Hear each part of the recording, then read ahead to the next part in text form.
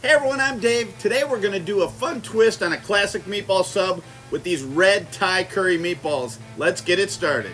Okay, now we're going to prep the meatballs. We've got the ground beef. We're going to add some coriander, a little fish oil, some chopped red chili, a little bit of ginger, some minced garlic, green onion, egg, some sugar, and some panko.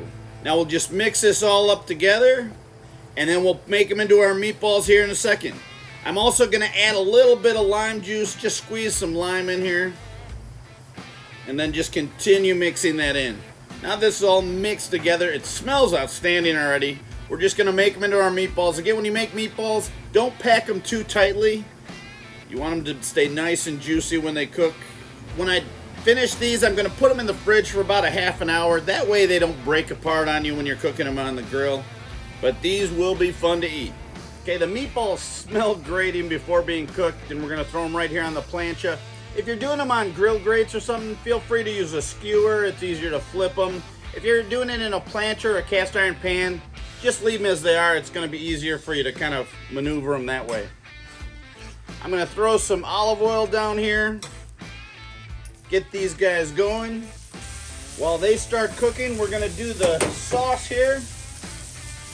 It's going to be our red curry, our Thai red curry paste, our coconut milk. We got some minced garlic, some ginger, a little vegetable oil, and then some chopped up red onion as well. We're going to mix this all up. Keep some of it in the pan. And just let those meatballs continue to cook. We'll be flipping them around as well. We're just going to keep flipping these around until they're done. This grill's giving it a nice char. They're gonna taste so good. And my hands deal with so much temperature and I don't know why it doesn't bother me. And we'll continue rotating those several times. Okay, so I've been constantly flipping the meatballs around. They've got a beautiful char as you see all over. We're gonna throw them in the sauce to kind of simmer in there for a little while. These look outstanding. Oh, they smell so good too. That sauce has a bit of a spice to it, but it's so good. So we'll let those sit in there. While we do that, we're gonna give a quick toast to our buns too. Real nice with the plancha. We'll just take these out. We'll put down a little oil and we'll put them right there and give them a nice little toast.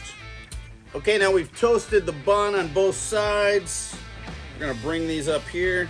These meatballs look outstanding. We're gonna throw these on. Those look so good.